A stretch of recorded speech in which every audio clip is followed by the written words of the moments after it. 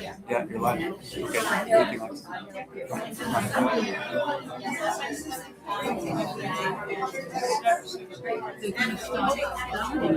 That's the big question. Can I take a picture?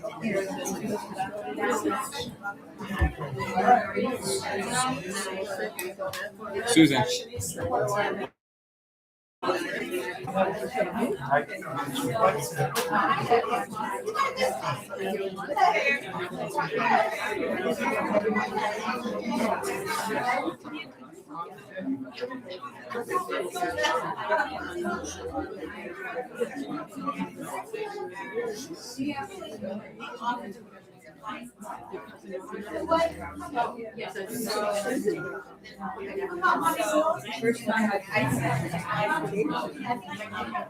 Bella, I'm going to move you over one seat because she's nervous and I want to sit next to her. So either here or here, Susan. I'm going to be next to Susan. I don't want to be in the middle. I'm going to live stream it. I don't want it to be facing you. I don't want Okay, it come to sit. be. This is better.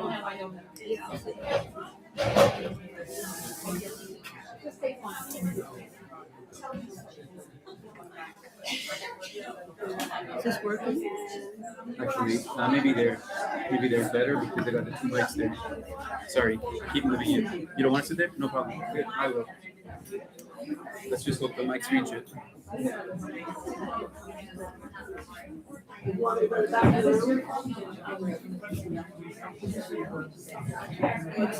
Stuck on the chair. Stuck again.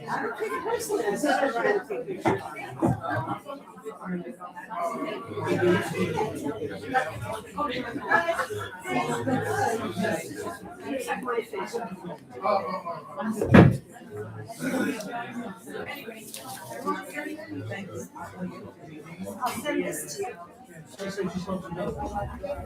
Oh, yeah?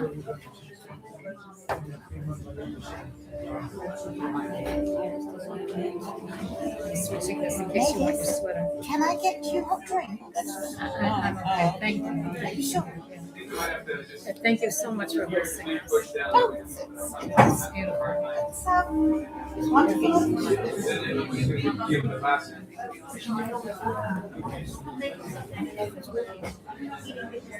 You didn't set it up too early. It might be too much noise. Would you mind? Oh, he's not there. Would you bring the bottle open? And you know what? If you don't mind, I would take the water that I. No, oh, that's not. Are you both on the screen?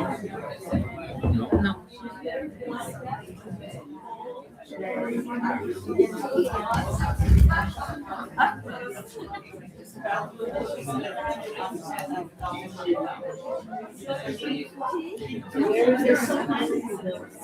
There's people that couldn't make it tonight, so they wanted to be able to log on. So it's live. It's actually live.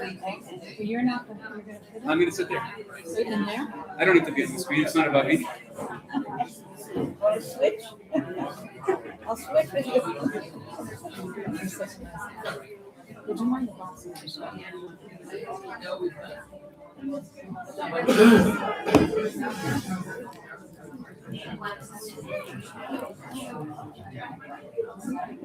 Wow.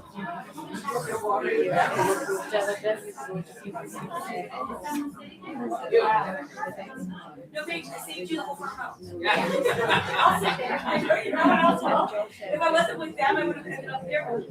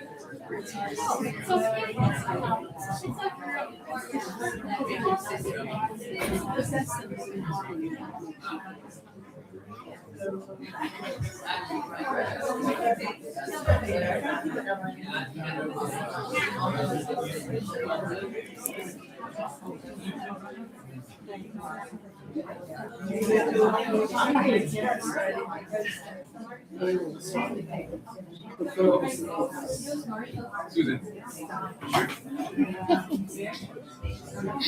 It works for me.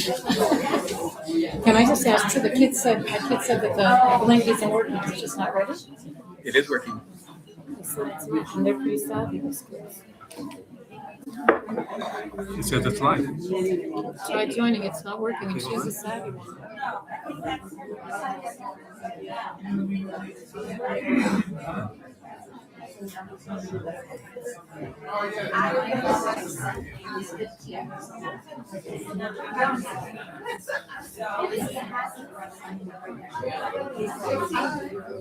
Susan, can I move this?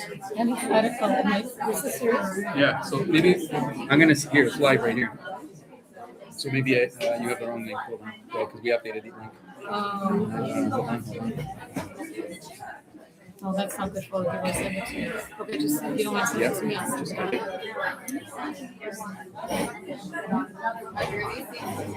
Yep.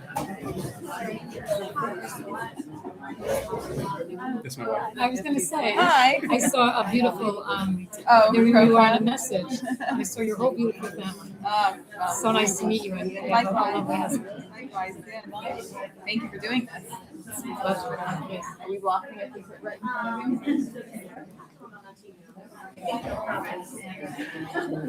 For sure.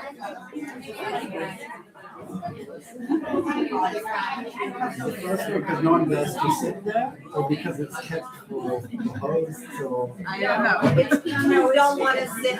people who don't want to sit in the front. You can sit there. It's hot. See if Is it hot? close by. Okay. So I sent it over, but I guess it is. No, let me see. Oh, yeah, thank you. Thank you. Do you have someone taking pictures? Sure, but it can be. Yeah. Right here.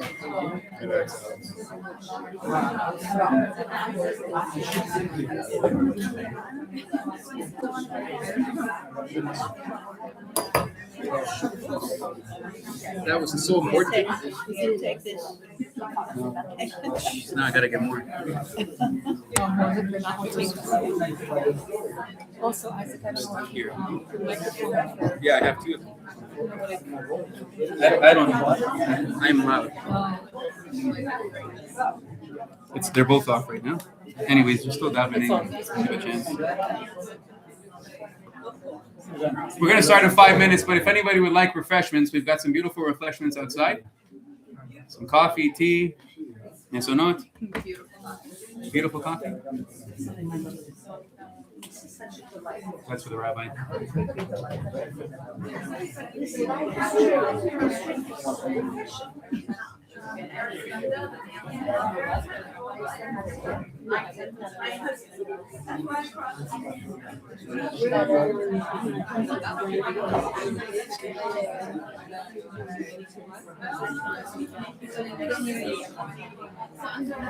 That's your cousin? Oh, yeah, okay. Oh, you should take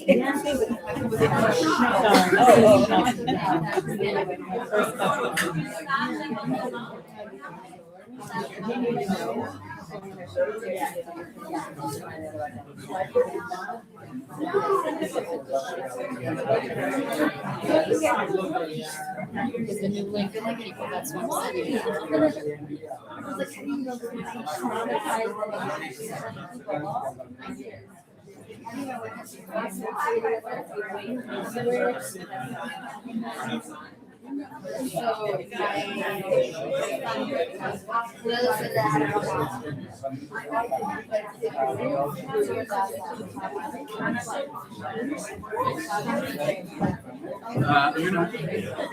Bella, when we get going, I'm gonna ask you guys to light a candle, and I'm gonna ask Leo, the host, you guys.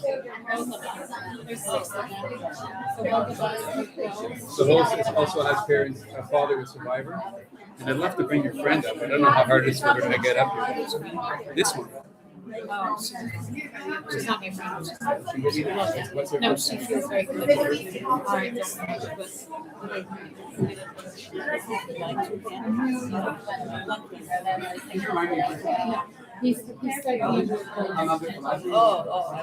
It's okay. One count. Because it's Call everybody else. I think they're meaningful. Consider your story. Why? Do you have some? they had to dominate the league.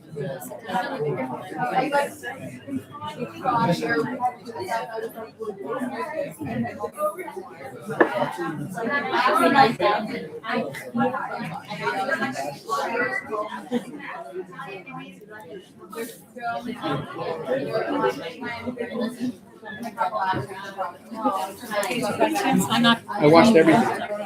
The video you sent me of your son. Yeah, 45 minutes. I started to watch that. The 3 minute I watched with no volume, but subtitles. I don't know why the volume didn't come on. What does he do? Does that do that? Does he do that? He's in real estate. He's really great. Let me just grab this. Oh, perfect. I texted it to you. Okay. But, they're so tiny. I texted it to you. And what, Bella? What time are they going to pick you up? They're not. It's not scheduled. When I told Ariel. I told her 10 o'clock. No, they're coming. Ariel and Ossie will come here whenever they're done. Okay. And then they'll taxi him.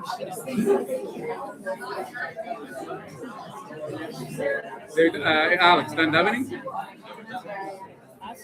Sweet. I need the rub. Alex, is it? Alex, take a few pictures. Please check to as little as possible. Seriously, I'm just looking for that. I don't want to stutter. I don't want to cry. Okay, but you're sitting with the handles. I love the handles. Thank you very much. I guess I wasn't putting on it.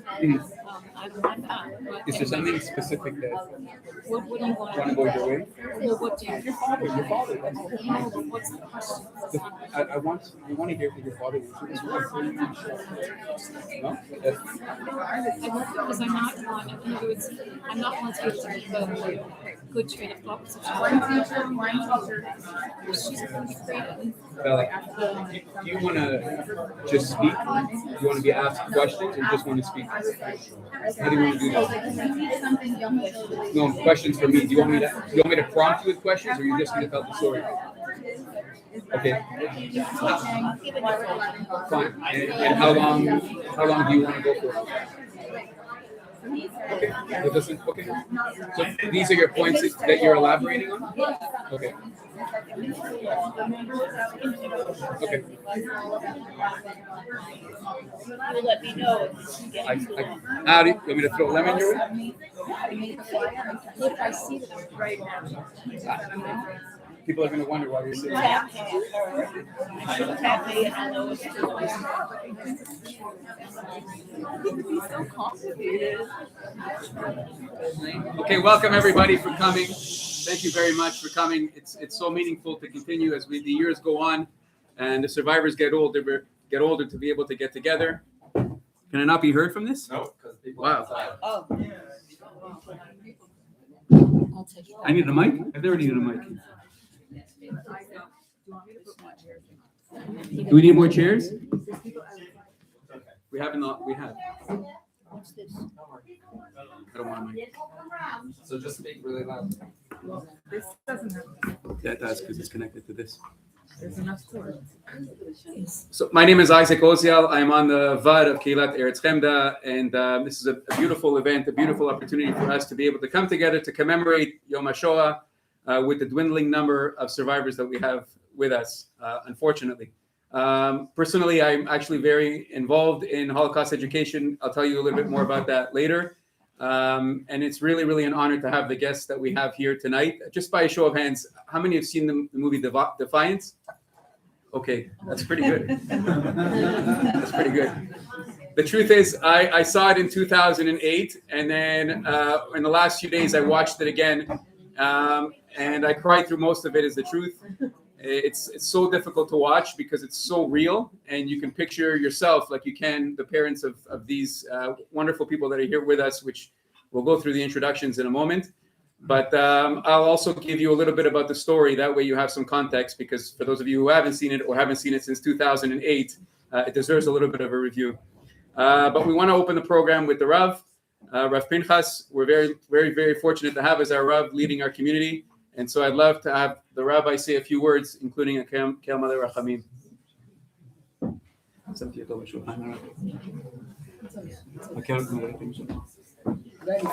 אתה רוצה את המיקרופון? אני אדבר חזק, ישמעו. בסדר? כמו תמיד. ערב טוב לכולם. תודה רבה שאתם כאן איתנו. זה דבר גדול שאפשר לחלוק לכולנו, להיזכר ולהתעמק במה שקרה לעם שלנו. אני אגיד רעיון קצר, יותר חזק. תודה רבה לליאו וסו על האירוח בבית. הרצון שתמיד יהיה ברכה בבית ויהיה ברכה אצל כולנו. ערב השואה, מחילה שאני מדבר בפני גדולים, הרב בנג'י, מחילה שאני מדבר בפני אדם גדול. היא רשות. ערב השואה, אני חושב שתשפ"ו, ערב השואה שלנו היום, עלה לי רעיון במהלך שהלכתי לפה וגם בתפילה, כתוב מעשה אבות, סימן לבנים. If you see what your father do, it's not the same in English, but I'm important about my English. But I see there's many English people, so if I don't speak English, I hope you understand. My community understand, נכון? I hope so. So, מעשה אבות, סימן לבנים. If you see your father, you see the son. בערך, not the same meaning, but... חשבתי עכשיו בערב השואה שלנו, איך הוא קשור למה שעברנו מתשפ"ד, מאז מלחמה בחרבות ברזל. אחד הדמויות שבעיניי בשואה היו דמות מופת, זה היה אדמו"ר קוויאסצ'נה. בא ספר חובת התלמידים, בעל אש קודש, היה אדמו"ר במהלך השואה, רובם מכירים את הספרים שלו, הספרים שלו עמוקים ומדריכים ומלמדים אותנו, ואחד המשפטים שהוא אומר כאן, בספר שלו כתוב בסוף את הסיפור חיים שלו, ואחד המשפטים שהוא אמר זה ככה, אם הוא יתברך כביכול, אם אשר יתברך רוצה, לשכון בתוך כל אחד מעם ישראל, to be inside in everybody, קל וחומר הוא איך טובה לנשמות לאחר שנפטרו, שחלק מהם ישכנו בישראל ועמהם יעשו תורה ומצוות. I explain, it's very deep. הוא אומר ככה, אם הקדוש ברוך הוא רוצה לשרות בתוכנו אצל כל אחד, אז קל וחומר שהנשמות שהיו בשואה רוצות להיות בתוכנו לקיים תורה ומצוות. בוא נפתח את זה קצת, כמו יין טוב. נפתח את זה רגע. מה הוא מתכוון כאן? הוא אומר כאן דבר מאוד עמוק. מאיפה החיילים של עכשיו, של מלחמת חרבות ברזל, מאיפה הם לקחו את הכוח למסור נפש? מהנשמות של השואה. מאיפה חיילי צבא הגנה לישראל עכשיו קבצו על רימון, נלחמו, חברים שלי, שיבדתי אותם עכשיו במלחמה, שהיו איתי ביחד, מאיפה הם קיבלו את הכוח להילחם באויב הרע? מהנשמות הקדושות של השואה שמסרו נפשם על קידוש השם. זה מה שאומר האדמו"ר. זאת אומרת, השואה ואנחנו, זה לא ככה, it's not far away, זה ככה. זה בדיוק בפנים, כי הנשמות האלה של השואה, הם לקחו 6 מיליון הקדושים האלה, שאין לנו בכלל מושג מה היה הסוד של השם בזה, אבל הם אלו שהיום נותנים לנו ולחיילים ולכולם את הכוח למסור נפש בקיום תורה ומצוות. וזה מאוד עמוק, איך להבין איך הנשמות, עליו שיש המון זמן, המון פער גדול, many years, אבל באמת אין פער, זה מאוד קרוב. והנשמות האלה של השואה הם אלו שנתנו לנו ונותנים לא רק בעבר, אלא גם להתמודד עם טילים, להתמודד עם כל האויבים. איך אפשר לעשות את זה? איך? יש נשמות של השואה שנמצאות בתוכנו. אני בטוח שיש כמה שנמצאות גם פה. ככה ליבי אומר לי, שעושים ערב לזכר הנשמות. ודאי שהם באות לשמוע מה אומרים עליהם. מה, הם שערו למעלה עכשיו? הם באו לשמוע מה שאומרים כאן.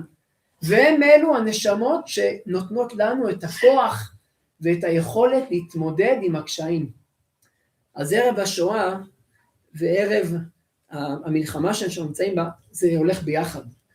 אנחנו טובים השניים מן האחד, והם נותנים לנו את הכוח. אז אנחנו כאן, אחרי כמעט 70 וכמה שנים, קצת יותר, אנחנו ממשיכים בכוח, בעוצמה, ממשיכים לצעוק, שמע ישראל, אדוני אלוהינו אדוני אחד, ממשיכים לצעוק את זה, ואפילו שיש הרבה אויבים, אנחנו עדיין איתם ביחד. אז שעכשיו נגיד, אל מלא רחמים, נזכיר את הנשמות, אנחנו נבין שאנחנו בעצם מזכירים את עצמנו. אנחנו מדברים ביחד, אנחנו באותו, נתנו את הכוח. אז ככה חשבתי לומר, הקשר בין הנשמות של פעם, הנשמות של היום, ויהי רצון שנגיד אל מלא רחמים, והכוח, והעוצמה, והלב של הנשמות, יעורר רחמי שמיים, שערי שמיים פתח, ואוצר לך, טוב, למה תפתח? שהנשמות האלה יתפללו לפני השם, שיפתח לנו את השמיים, ונזכה לראות אותה ממש בקרוב בתחיית המתים, אמן כן יהי רצון. We can ask everybody to please rise. כן, אפשר להדליק עכשיו. Okay, so before we say the Kamal Rachamim, I'd like to ask a few people to light the candles. We're going to ask Susan and Bella, she'll introduce in a moment, and Leo as well, the host, the gracious host, and Susan to come light a candle. Leo's parents also survived the Holocaust, and we'd like to honor them. Yeah. Okay, we're going to light the candles now, and I'd like to call upon Leo and Sue, if we can, to come please light, as Leo's father and mother were Holocaust survivors as well. As Susan and Bella, we're going to light the memory of their parents. I'd like to also invite Ellen to come and light a candle. Ellen is right here in the crowd, and her parents are survivors of the partisan forest with the Bielskis, which is incredible. We'll talk about the descendants of the Bielski Partisans.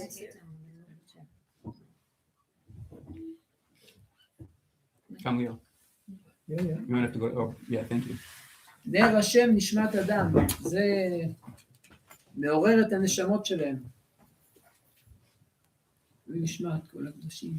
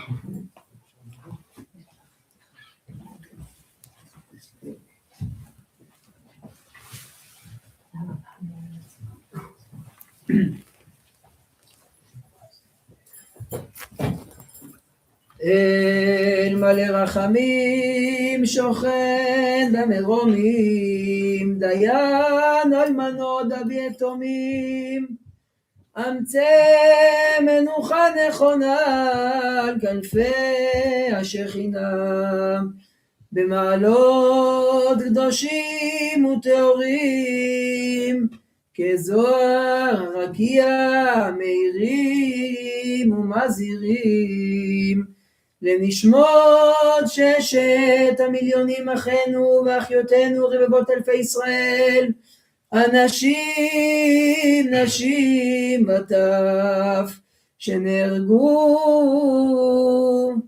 שנשחטו, שנשרפו, שנחנקו, שנקברו חיים, ושעומתו בכל מיני מיתות משונות ואכזריות בידי הגרמנים הנאצים ועוזריהם, ושהלכו לעולמם על קידוש השם. בעבור שאר מתפללים לעילוי נשמותיהם, לכן בעל הרחמים יסתירם בסתר כנפיו לעולמים, ויצרור בצרור החיים את נשמותיהם, בגן עדן תהיה מנוחתם, אדוני הוא נחלתם, וינוחו בשלום על משכבותם, ונאמר אמן. לשיר אחד, נתחבר לבפנים. גם כי ילך בגיא צלמם ולא ירא, גם כי ילך בגיא צלמם ולא ירא, איי איי איי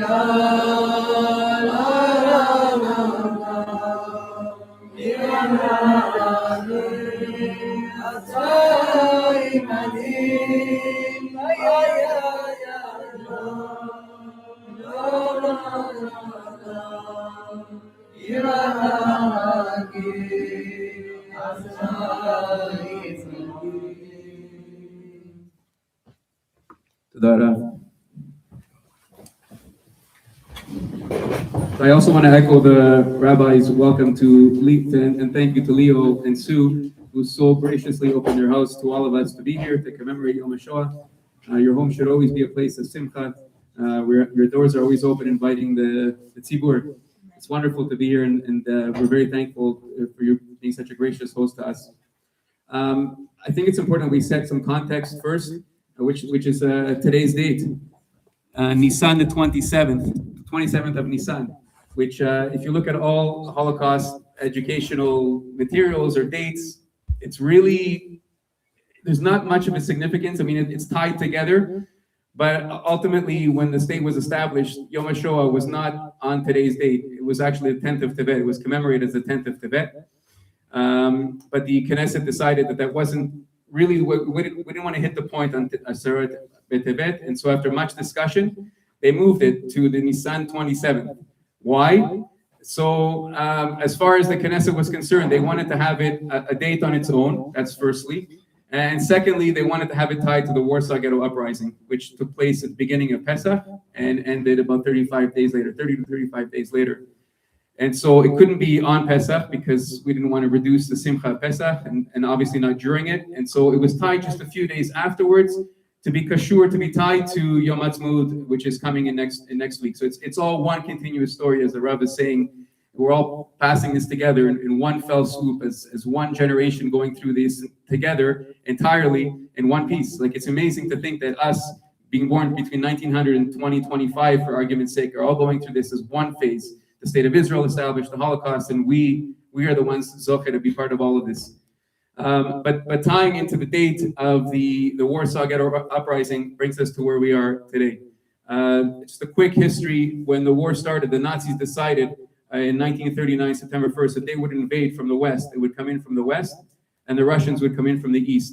And poor Poland, with 3.3 million Jews, were just sitting ducks because you had two humongous forces in a defenseless Jewish nation. Amongst the other things that obviously the Germans and the Russians wanted to accomplish. But they had a pact, which means that they wouldn't attack each other. And that's how the war had started. But in 1941, what the Nazis termed Operation Barbarossa, in July 1941, the Nazis actually put their pride aside and attacked the Russians, which was probably one of their downfalls in the war itself, because, I mean, they had a pact and the two of them together were going to conquer. I don't know how the result would have ended had they conquered what they wanted to, but the Nazis decided, to their own disadvantage, to attack the Russian front. But that made it even more challenging for the Jews, because the Nazis established this this group of people now that were just going to go from village to village, community to community, town to town, and just killed everybody. And so Poland is dotted with so many little communities with 1,000 people, 2,000 people, much like our own community is, and killed everybody in one day. And so the Bielski family, who we're going to speak about tonight, knew that this was coming, knew that because they were close, they were in Belarus, and they knew that this was happening. And what choice do you have at this point? You can run, you can hide, or you're going to face death. And so this is a small introduction to the Bielski story, which I'll allow them to say. As the movie portrayed, you had 4 brothers in the movie that were featured, and the 4 brothers led the whole community. As it turned out, there were 1,200 people at the end of the day that they saved, because people kept hearing about the Bielski family and joined them in the forest. And so I want to introduce Susan Bielski.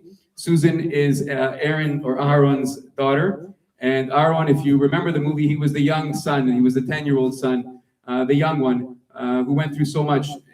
The movie is very fresh for me, so I can say these things. And it's just a happenstance that we met Susan. I met Susan. We had an event. We had a tiyul, I think, where did we go? We went to Hebron with Ruthie Portnoy. And Ruthie says, I have a friend that I want you to meet. And it's Susan, and it's Susan Bielski. And I'm very familiar with her story and her parents' story and her father's story. And her father was just nifter, maybe, is it 6 months ago? Just 6 months ago. I remember seeing the death notice, and so to me, it's an honor to have met her. And so we've kept in touch, and we're here today because I wanted Susan to tell her story.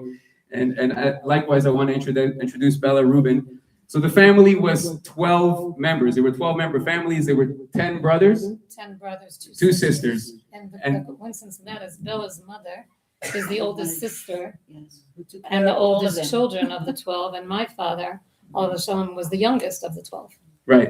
This is the oldest. So Bella, if you didn't hear, Bella's mother, there was 10 brothers and 2 sisters, and Bella's mother was the oldest sister. She was in the forest as well. And there's actually another cousin that's not here tonight. She's actually speaking in the Baka community, and she's one of the sons. She's a daughter of one of the sons as well. Asa'el. Maybe they'll speak about it as well. After her father, Maybe Asa'el. Bella will talk about it as well. But also, and Bella will also speak because Bella's father was also in the forest as well. He wasn't a Bielski, but he was instrumental in the forest as well. And so that's the backdrop. They'll talk about why the forest, why connection to the forest, why they'd even think of the forest. Because I mentioned to you, I'm in Holocaust education. I take groups to Poland on something called the Living Legacy Experience. And just recently in October, we stood about 3 kilometers from Sobibor is the Belarusian border. And we were taken to the area there, right where the forest is, just across the water. And you stand there and you look at the forest, tall trees, maybe 50 feet high, and you think to yourself, okay, at least we're safe in the forest. I mean, how can they chase us in the forest? Mind you, did you cross a lake with children? Yeah, it's incredible because Poland. I'm from Canada, and Canada has the Great White North, but also it has full of trees and tall, beautiful trees like I'm sure other parts of America. And you walk into these forests, and they're lush and they're beautiful, but they're also so many, so you feel like you could hide. But that wasn't the case. No matter where you were, no matter where you went, the Nazis were going to find you. And so with that backdrop, I want to introduce Bella, who will tell us a little bit about the story. Is this on? I can't see without my glasses.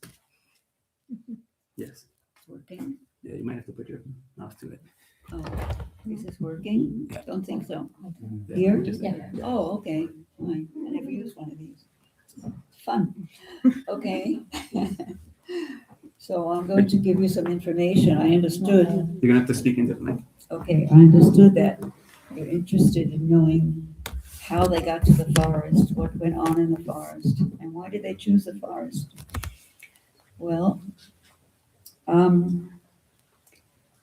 Aaron saw his mother and father being put onto a truck, and he knew where they were going. He was secretly hiding, very frightened, and before they took them away, you heard his mother say, "Go to the forest. get to the forest. The war will end one day. And he understood what she meant, evidently. Because what he did next, after they took his parents away, he ran as fast as he could to the Janczowski family. There are two families, the Bielskis and the Janczowskis. The Bielskis, It's closer to the mouth. yeah, okay. להתקרב, אוקיי, יותר ככה? אוקיי. Much better. זה לא נוח, אבל אוקיי, בסדר. So, Aaron ran to tell the Janczowskis where his sister Taiba was. Taiba was my mother. Okay, can you hear me now? Better? Yes. Okay. He had to warn her and her husband and everybody there. In the beginning, they thought they were only after the men. So some men had actually left their families and ran into the forest wherever they were. But this was not the case. This was just a rumor. And when they realized that they wanted everybody, they were interested in killing everyone. So they had to be told as soon as possible. Okay. So it was 1941 until 1944. They lived in the forest. 1,200 Jews. They never turned away anyone who came to join them. Except they couldn't keep babies. Babies would cry. Babies would get cold, couldn't sleep, and so on. So something had to be done. But I'm not going to go into my sister's story right now unless we have a little time later. My sister was one of those babies that had to be given away. But I'll leave that for a little bit later. It's a separate story within the main story.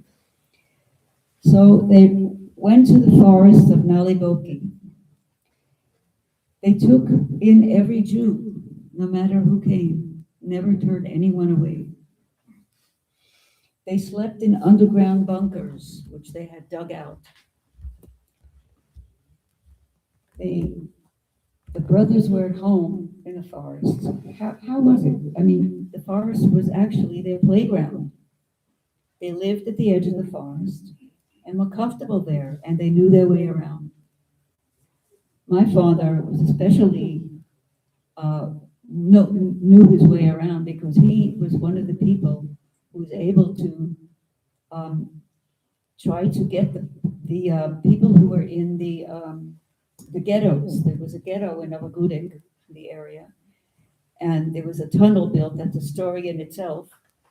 And people got through the tunnel and escaped from the ghetto, but they didn't know where to go. Some never made it.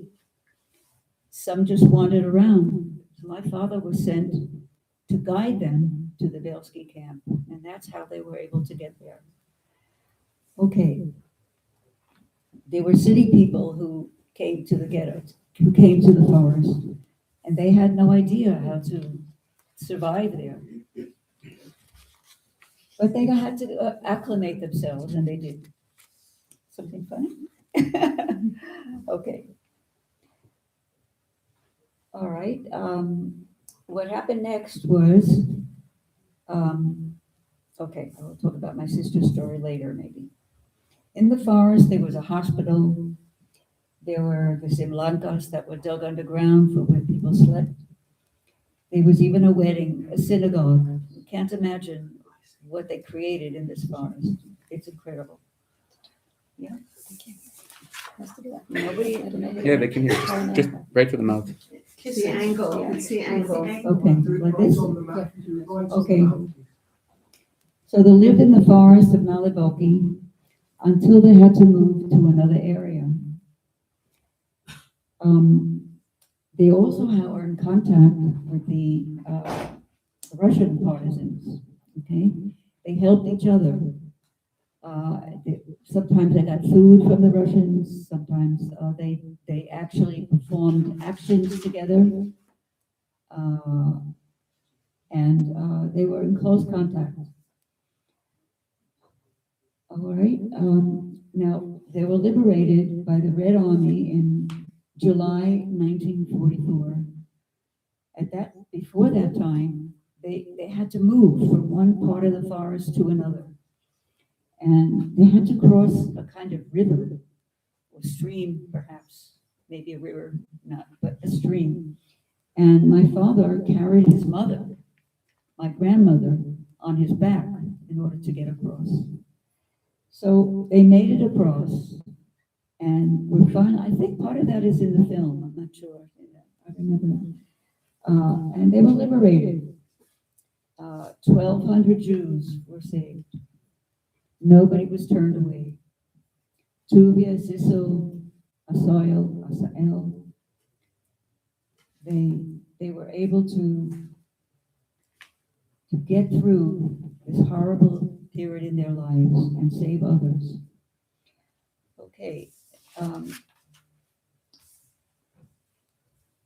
Is there any more information they would like to hear about what went on there? Or? Yes. Yeah. Yes. Yes. Well, as I said, there was a wedding, a synagogue, and it was even a hospital. Okay, but Bella, can you tell us how they survived in terms of food? How did they manage? This was a problem. When they didn't have enough food, they were able to get some from the Russian partisans. Okay. When that didn't work, they had to take from. They knew the farmers. They knew them well, so they knew where the farms were, and they had to come and take food, and this is what they did. There was no other choice, otherwise it wouldn't survive. What else would you like to know? Any other questions? Yeah, I can do this all night. I guess the main question is why they chose the forest. What was the connection to the forest? They lived at the edge of the forest. It was their playground from childhood. It was their backyard, and they knew the forest. They had respect for the forest, and they knew that they could survive there. How they knew, I don't know. Nobody knows. The forest was available to them, not only to both families, actually. Yeah, is there another? The mic. Just angle. Yeah. Okay. Your mic is better. No, I just know how to speak it. Oh, no, that's probably it. I'm not used to this. Sorry. Okay, well, there's also the story of my sister who had to be given away. She was a baby, a few months old. Her name was Lola. She died last year. My sister, may she rest in peace. And this was a story in itself, if you'd like to hear that. Yes. Okay, all right, then I'll tell it. She would be happy that I'm telling her about her. My father had, they knew they couldn't take a baby in the forest. It would be impossible. Babies cry and they can't sleep and so on. And it was not allowed. So my father had some friends that he contacted through his work, through the mill. It was a flour mill. Now nobody really knows their real name. So I'll use the name that's used in Aaron's book, but I'm not sure that's it. So this couple was contacted. They did not have their own children, and they were desperate to have a child. And so they made a deal that they would bring Lola as a baby, wrapped up, put her in front of her home. I'll show you a picture of the house in a minute. And leave her there, and that they would come out and take her as their own child and register with the police so that she would grow up as a Christian child, saying her prayers and going to the, doing what Christians do, and she grew up that way. She was actually put there by Asael, we call him.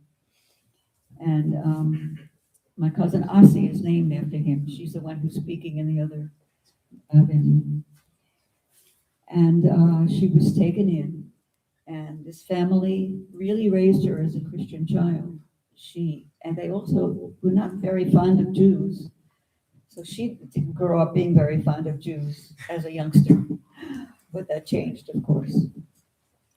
And of course, they were sent all kinds of packages that were brought, food, all kinds of things to help this family protect the child.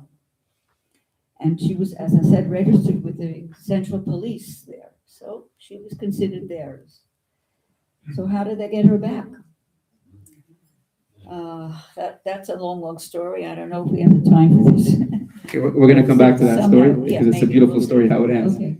But in trying to put some context to the family, Susan's father, Aaron, is the youngest, Aaron, at 10 years old when the war starts.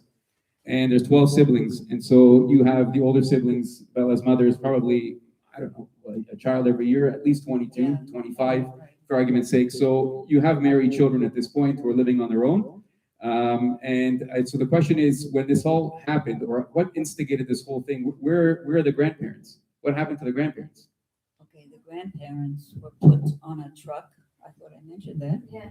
I did. And they were taken away and never came back. And the last thing they said, they told, Aaron was there hiding. Go to the forest. It was their suggestion. And they knew the war would end one day. This is what they thought. This is what they figured out. And they were told to go to the forest, and they did. This is how it was. Simple as that. So the brothers initiated this idea to go to the forest. If you're familiar with the movie, you have Daniel Craig and Liev Schreiber, who are, good-looking buff, which I'm sure your parents, your mother, your father was as well. But portrayed as big, burly guys who are tough on the outside and very soft on the inside.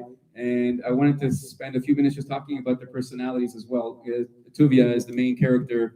I don't want to use the word character, but from the movie, Yes. Tuvia Bielski really led the partisans, which had very different personalities than all the other brothers, especially the way the movie showed. But we know it, those of us that have watched the movie know it from a movie perspective, not from a family perspective. And so we'd love to hear more about the personalities themselves. Well, my mother, for example, used to speak about Tuvia riding on a white horse, which was true. He did. In the movie, he comes in a white horse from the Russian Yes, team. it's the truth. She spoke about it. And I heard these stories as a child from both my parents. So that's one aspect of it. And Tuvia really was in charge. The movie's a little different. I mean, they did have discrepancies, Tuvia and Zush and the others, but maybe it wasn't actually as in the movie. But there were discrepancies. So different people took charge of different aspects of living there while they were there. Okay. Any other questions? Yeah, of course. I mean, I'm going to open it up in a minute, but I want to keep this. I want to keep asking questions because it's so fascinating that a family can come together, somehow get along in an instance like this.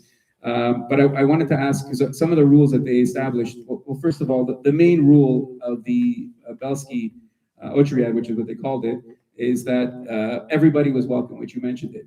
And why that's important to say is because most of the partisan groups were just men. It was just men with guns fighting. And Tuvia, as the leader of the group, goes to great lengths to make sure that, no, we're going to we're going to have the wives, we're going to have the grandmothers. This is family partisans. Yeah. Okay, exactly. With one exception, no babies. Okay, so that's why my sister had to be given away. Should I go? Yeah. Go ahead. I think my father, actually Tuvia had a goal of saying that it was. See, I can't. It's written. I'm sorry. I'm not a public speaker. I apologize. It's here. Let me find out. You take the time. He said. So he said it was better to save one Jewish woman than to kill 10 Nazis. They were very loving as a family, all 12 siblings, the parents, of course. They were very, very loving, but they also were survivors, and they were defiant, which is where that term comes from, where they wanted to survive this and save as many people as they could. So they took the 1,200 people that were intact families. Some of the older brothers lost wives already before the forest. But their goal, Tuvia, Zush, Asael, and my father, the youngest, wanted to save the family so that they can stay intact and survive this Shoah. So the rule of the no child, the baby, as Bella said earlier, was because you couldn't quiet the baby in an emergency. You couldn't take a baby. It was freezing cold in the winter for them. It wouldn't survive well. But they, and the other rule was that they couldn't expand on their families. They had to be the 1,200, which to date, statistically, there are 30,000 descendants from those 1,200 to date. Not aware of that. No, it's really incredible because you have to take yourself, I mean, learning from the Holocaust is understanding that maybe we could have been in that situation ourselves, and what would we have done, and how would we have reacted, and those of us that have children, what would we have done with our children? And the insistence that this family decided, no, we're going to bring the families, we're going to bring the wives, and we're going to bring the grandmothers. As was mentioned, people were carried on each other's backs, past rivers, and we didn't even get to the discussion of what happened. There actually was attacks on their camps. They had to keep moving. Bella, do you want to talk about that at all?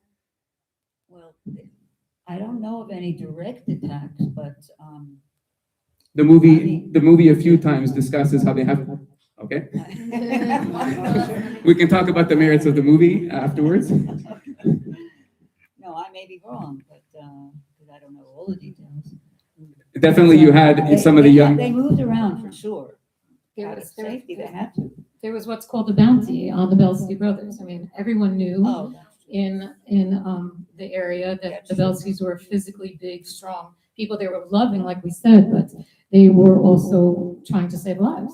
So if it meant to save a life was to hurt someone along the way or to do whatever they could to survive, that's what their reputation was, that they were strong, that they acquired guns and weapons by trading certain things. Sometimes people lost their lives if they didn't want to trade.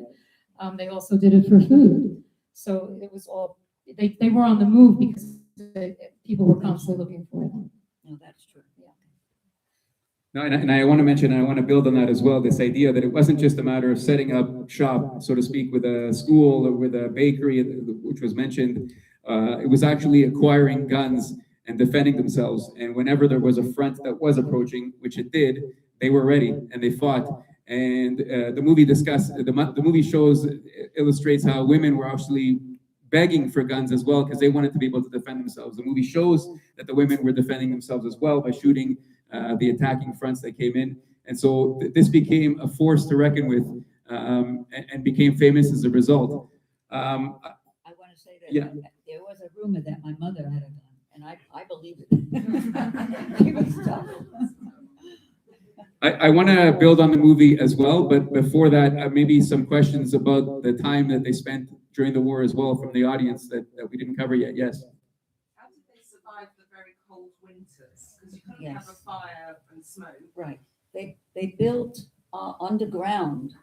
They survived underground. They built zimlankos. They were called zimlankos, under the earth. My mother used to describe this. There would be a few people in each one. A few people in each one. And that's how they kept away from the snow and the rain. And that's how they did it. Of course, when they were on the move, that was difficult to maintain. But mostly that's the way they survived. Yes. That was also the premise of the Bielskis. If you wanted to join the partisan group, you had a job to do. So whether it was cutting wood or the baker or the shoemaker or whatever the job was, everybody had a role. And I mean, the movie illustrates people digging so that people could sleep and people helping with the food and people helping with the partisan part of it. And so everybody had a role. You couldn't just sit on the sideline, no matter your age. That's true. Somebody actually told me, I don't know if it's true, that my mother actually had an abortion because they couldn't allow babies to be born there. So it sounds like it could have been. Let's take some more questions. Where did they get the guns from? Excuse me? Where did they get the guns from? Where they get the guns from? Well, they didn't all have guns, but some were able to. Well, I can imagine they probably stole them. They also fought. Yeah. When they were fighting, when fighters came, when the Nazis came in, they fought them and they acquired their weapons, they acquired their uniforms, they took whatever they needed to take because their lives were at stake. Yes. Yeah.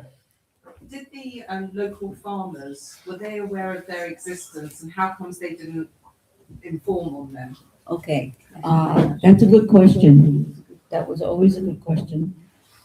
Because the farmers did know them. And they were worried too, that they would, steal their food and so on. They may have tried to inform. It's possible. I don't know of a specific case or not. But that was definitely something to be dealt with. Yes. Is it true to say that the Bielski family the boys had a very strong reputation before the war, that they were capable of being vigilantes, that they knew how to handle themselves? Maybe, I don't know if it goes as far as to say vigilantes, but they had a reputation, yes. So in other words, that's how Yes. they were able to acquire a weaponry. They had the ability to defend themselves. They Yeah. knew They knew, yes. how to look after themselves. Yeah, no, that's for sure. They were They very wouldn't have determined. survived otherwise in the forest. They were very determined to survive. So whatever, I mean, it really literally that way, in the sense of their partisans as well as other Jews. They wanted to get rid of the Nazis, to fight back. So they were physically, the two older brothers, Tuvia and Zush, were really over 6 feet tall, broad shoulders, physically strong men. Asael was a little bit slighter, as was portrayed in the movie. But they also, the men in the forest, they also brought the stronger men. And they all just fought as best they could to survive. They also had help from the Russian partisans, as I mentioned before. And they performed actions together. So that was a big help. Yeah. Maybe they got food from the partisans for doing that. How long a time period? Oh, they were, Yeah, they went in 1941 and came and out in 44. three years.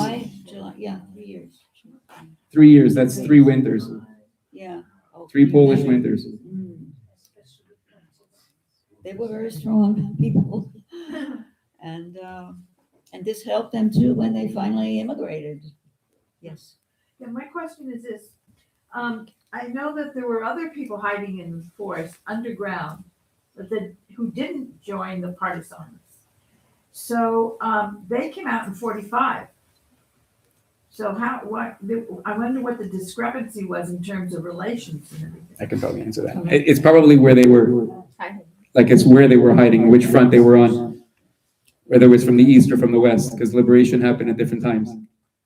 That's what I suspect in terms of its timing. How about a question from the back? Did all 12 siblings survive in the forest? And did almost everybody who was hiding in the forest make it? Oh, everybody in the forest made it, in the family. Oh, yes. We can go. And they were able to get my sister back as well, Hmm. which was a miracle because they had to do that secretly because she was considered she was considered to be a Christian baby. And everyone knew where they lived. I have a picture of the house if I can find it. Can I talk about this, Anita? Look for it? Excuse You me. look for the picture while I mention it. The two of the brothers, when Bella mentioned earlier about jail and the parents, two of the brothers were actually captured and put into jail. You would know the names. It was Abraham and I didn't hear what you said. two brothers that were put in jail. I'm sorry, I cannot remember Abraham and the other brother. And they were actually murdered in jail. And these are part of the 12 brothers. So this was prior to going into the forest because the parents were still alive. The way that I've known the story about my grandparents, all of Shalom, are because my father, who was only 10 years old at the time, saw them actually being murdered on their property on the farm. And he then hid. He saw it. No one, the Nazis didn't see him. He was hiding. And when the older brothers heard that the Nazis were invading and going after the Bielski family, the older brothers came. Sorry, the murder had happened by then. The Zush and Tuvia came to the home to see what was going on, and then they were, of course, were looking for their 10-year-old brother. And they finally found him when, in the movie, he's opening up the cellar door, shaking. I think he even had a weapon or a knife in his hand, and he was speechless because he had witnessed this at 10 years old. So, you know, it was horrifying. It was a horrifying time in their lives for everyone at every age. And it was just a matter of surviving, getting through it. This is just a picture of the house where my sister Lola was brought. And you can see this. Want to pass it? You pass? We'll pass it to him. Susan, if we can we talk about your father for a moment? If he spoke about that trauma of that moment with his parents, if that ever came up, or how it affected him for the rest of his life. I'll try. He, because he was so young, he was basically then parented by his older brothers, which in itself, families know that's not like a true parent to a child. So he was very, very quiet in the war. He was the scout because he was very slight. He was 10 to 12 years old. In the war, he was very thin and very slim, and he was the scout that would be the lookout. He would let the Bielskis know when trouble was coming. And from that, and he was probably malnourished. He was actually only weighed 140 pounds his whole adult life. Was maybe 5'7", if that. And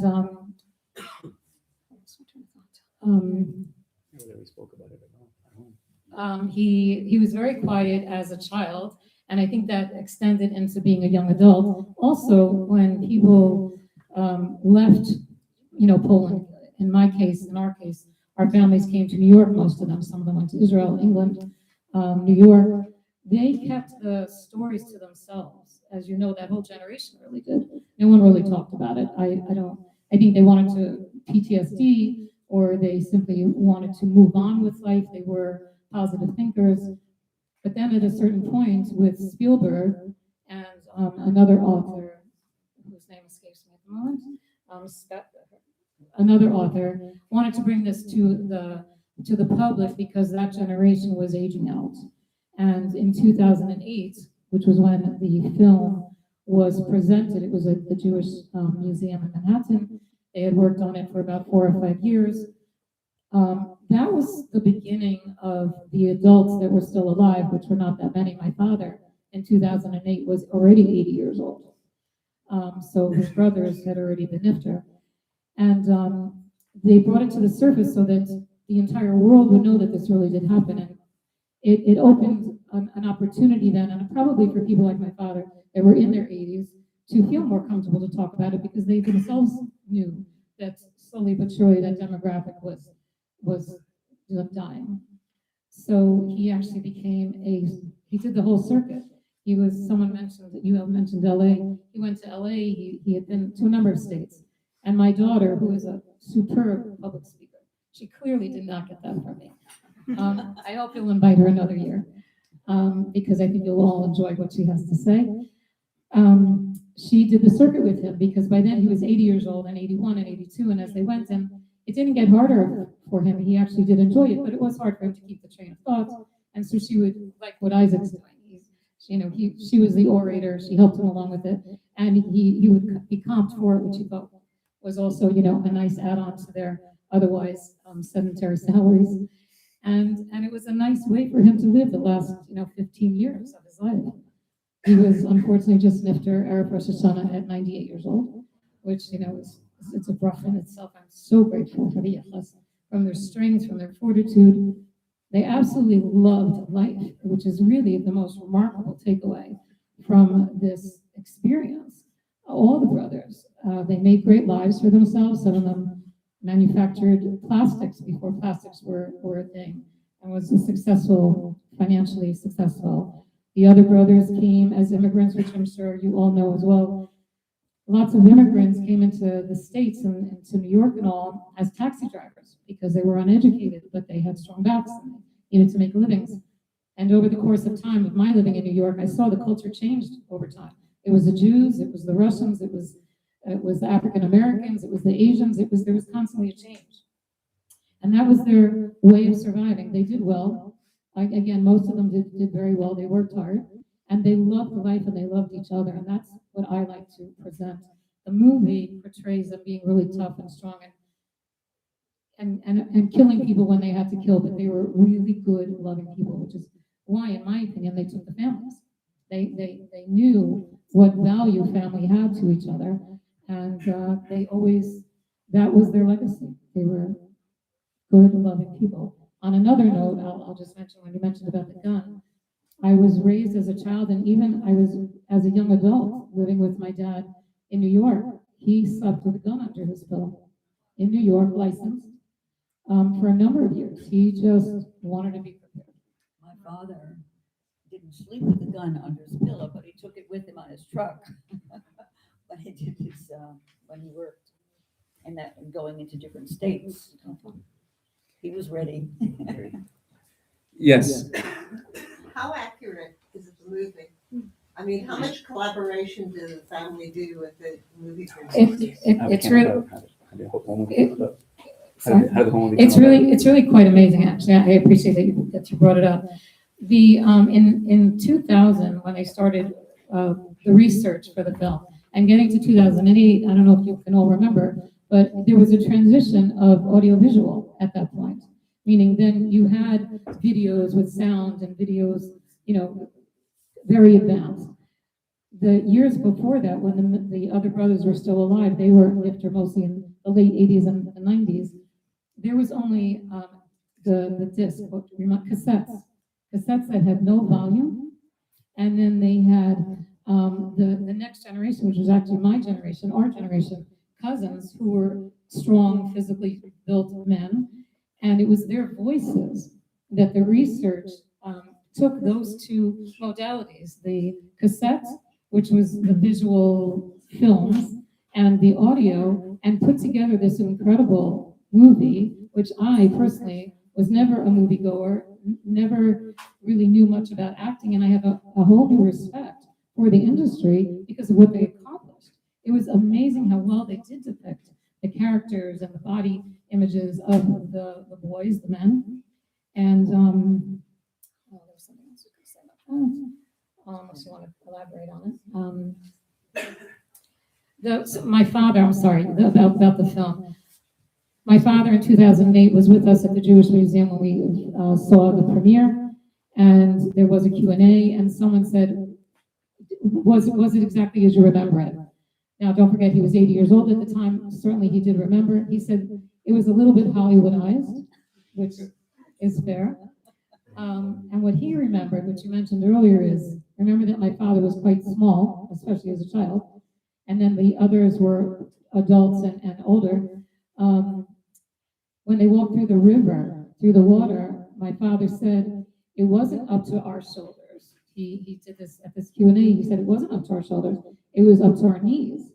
But thank God nobody corrected him because he was a child then, and it probably was his knees, and it was his memory.